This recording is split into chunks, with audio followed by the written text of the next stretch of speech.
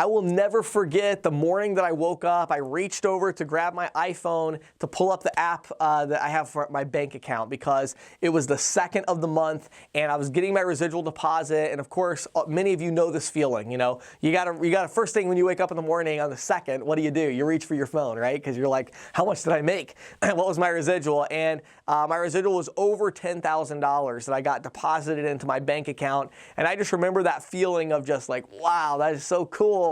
I got my $10,000. I hit that goal. And I'd actually brought on a couple of larger merchants the previous month, and it really just rolled over, and it was just a beautiful thing. And, you know, one of the things that's interesting to me, I mean, that was like, I don't even know, 6 years ago or 7 years ago. I don't know how long ago that was. It was a long time.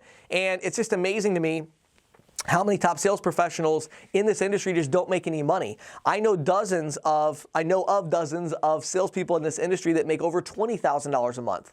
Individual reps, just like you, that make over $20,000 a month. So why is it that so many people aren't able to do that? Well, the number one reason is that they have put a ceiling over themselves in terms of their earning potential. Their goal, really, if you really could dive down deep, now they may talk about they want to buy this big mansion, they want to be a millionaire, but those are all abstract goals. Their real concrete goal day to day is really, I just want to have enough residual to pay the bills. Well, that's about $3,000 a month or $4,000 a month for most people, and so that's their goal. And what happens is the closer they get to that goal, the more they get into survival mode because they're like, oh man, I just needed that 3,000. Well, I got to 2,300. I don't want to risk that. So I'm certainly not going to, hire a lead appointment scheduler or do anything to risk that 2,300 I have in the bank. Instead of lifting their goal up and saying, my goal is like, I am not going to stop until I get to 20,000 a month or whatever. Well, then you're probably going to get to 15,000 before you start putting yourself into survival mode. So before I can even give you these 3 ways to build that $10,000 a month residual stream, you're first going to have to elevate your thinking a little bit and just increase your goal and say, my goal is to get to 15,000, 20,000. But you've got to set that goal, and you have to have a concrete goal to get to 10,000 a month in X number of months. Okay, so map that out. Think about how many sales you'd have to make to get there, and figure out when are you going to accomplish this goal and put it in place. The second tip I'll give you about this is you need to set aside 4 to 5 hours a day to work towards this goal.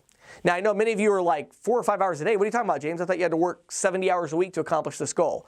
Well, you might, but what I'm talking about is 4 to 5 hours a day of purely focused, uninterrupted time that you are doing nothing but growing your residual, doing the things that are going to grow it. Take a little time to think about it, right? And then you get out in the field, you're like, I'm prospecting for 4 hours every day. Now, if you prospect and grow for 4 hours a day, are there going to be other things you need to do as a result of that 4 hours?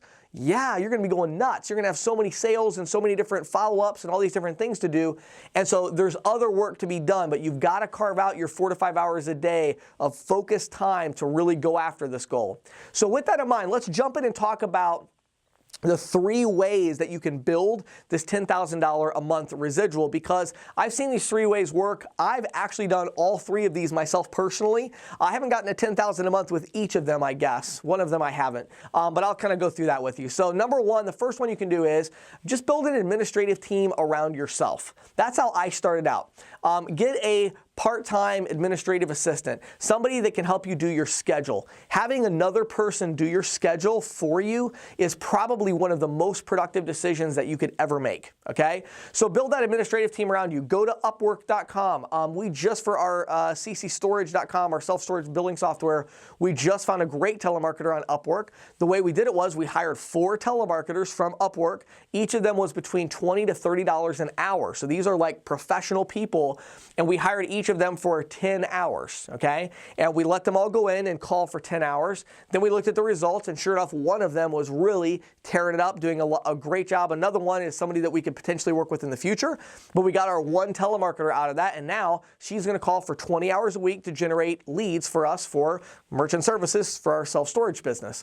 And so get that one person on Upwork, get that administrative scheduling assistant. That's one way that you can do it.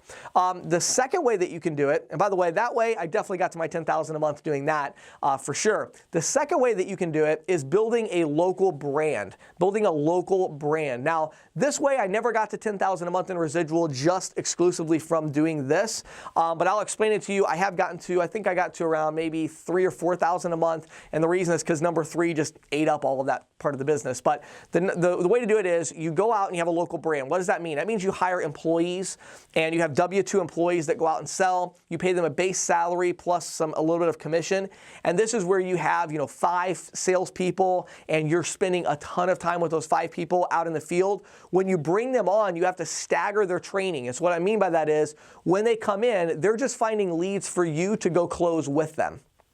Then they are finding leads and getting statements and bringing them back, and then you go back and close it with them.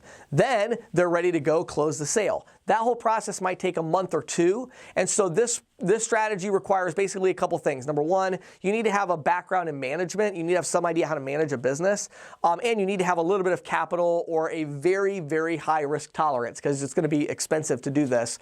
And again, this is where you're providing a lot of infrastructure, potentially even company phones and things of that nature to people. And so that's a really, really important way that you can go after getting that 10,000 a month. And the way I know it's possible is I've worked with literally dozens and dozens of ISOs around the country that have done that exact strategy. And so it's all local. It's, within maybe an hour and a half, 2 hours, maybe 3 hours at the most of their business location. And they're just building a local ISO with employees that's hitting those numbers. The third one is to build a referral team.